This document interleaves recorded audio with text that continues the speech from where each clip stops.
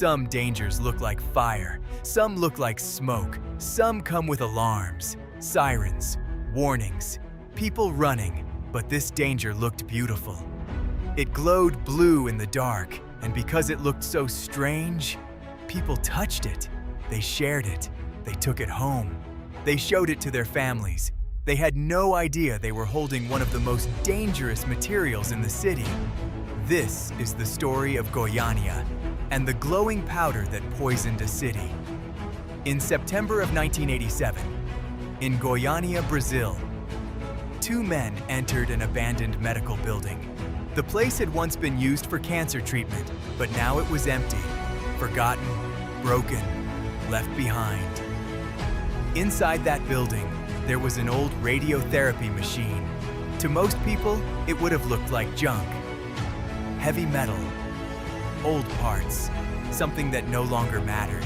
But inside that machine, there was a small radioactive source, Cesium-137, a material used in medical equipment, but extremely dangerous when exposed.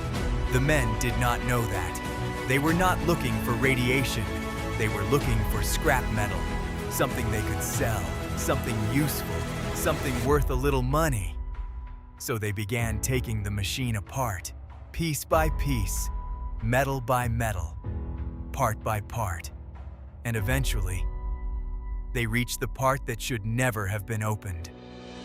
A small capsule, a sealed source, the thing that was supposed to keep the danger contained. But they did not know what it was, so they broke it open. And when they did, the danger escaped. At first, nothing looked like a disaster. There was no explosion, no fire, no loud warning, no instant panic, just a strange material inside the machine, a powder, a substance that seemed unusual, and later, when it was seen in the dark, it glowed blue. That is what made people curious, not afraid. Curious because danger does not always look ugly. Sometimes it looks beautiful. The broken machine parts were taken to a scrapyard. The owner of the scrapyard saw the glowing material, and he was fascinated. He thought it was strange, beautiful, almost magical. So he showed it to others. Friends came to see it. Family members saw it. People touched it. Some carried pieces away. Tiny fragments were given to others. The glowing powder moved from hand to hand, from place to place, from the scrapyard, into homes, onto tables, into rooms where children lived. No one understood that every tiny piece was dangerous. No one understood that the glowing powder was spreading invisible damage. Because radiation is not like smoke. You cannot always smell it. You cannot always feel it. You cannot always see what it is doing. And that made this accident terrifying. People were being exposed, but they did not know they were in danger. They were not running away from it. They were bringing it closer. They were touching it with bare hands. They were keeping it near their bodies. They were showing it to people they loved. And for days, the city had no idea. Then people began getting sick. At first, it did not make sense.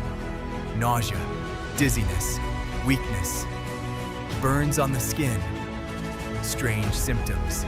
People went to doctors, but the cause was not obvious. Because no one was thinking about radiation. This was not a nuclear plant. This was not a war zone. This was not a place where people expected radioactive material to be loose in the streets. So the symptoms were confusing. Some thought it was food poisoning. Others thought it was some kind of illness. But the real cause was sitting in plain sight. The glowing powder. The thing people had touched. The thing people had shared. The thing people had taken home. And one person began to realize something was wrong. The wife of the scrapyard owner noticed that the sickness seemed connected to the strange material. So she did something that changed everything. She took the remains of the capsule to authorities.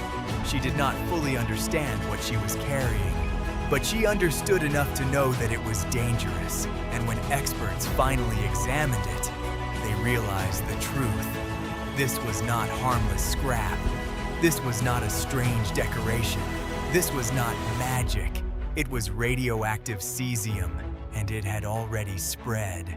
That is when the accident became much bigger than anyone imagined. Officials had to find out where the material had gone, who had touched it, who had taken pieces home, who had been near it, which houses were contaminated, which objects were unsafe, which people were sick because of something they could not even see. The city entered a nightmare. Thousands of people were worried. Families feared they had been exposed. People lined up to be checked. A stadium was used to screen residents. More than 100,000 people were monitored. Some were clean. Some were contaminated. Some had radioactive material on their skin. Some had it inside their bodies. Homes were searched. Objects were removed. Furniture, clothes, tools, personal belongings. Things that looked normal but could no longer be kept. Some houses had to be destroyed. Some places had to be sealed. Waste had to be collected and buried safely because the danger had become part of ordinary life. It was not just in a machine anymore.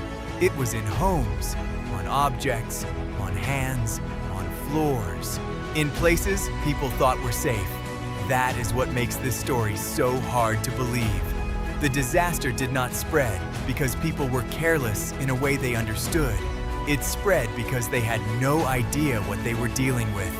They thought they had found something interesting, something valuable, something beautiful. But they had found something that should have remained sealed forever. In the end, 4 people died. Others were badly hurt.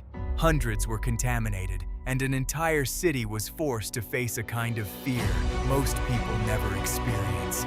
Fear of something invisible, fear of touching the wrong thing, fear of your own home, fear of not knowing whether the danger is already inside you. The Goiânia accident became one of the worst radiological accidents in history, not because of a nuclear explosion, not because of a reactor meltdown, not because of a bomb, but because one abandoned medical machine was left behind, one radioactive capsule was opened, one glowing powder fascinated the wrong people, and one hidden danger crossed the line.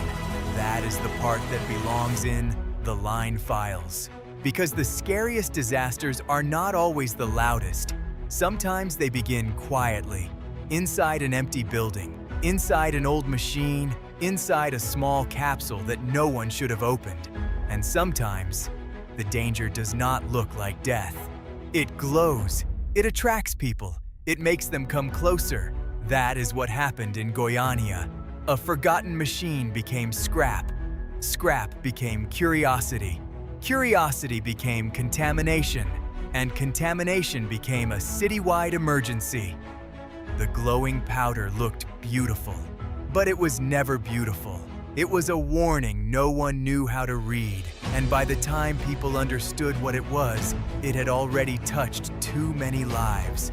A small object, a hidden source, a deadly mistake, and that is why this story belongs in the line files.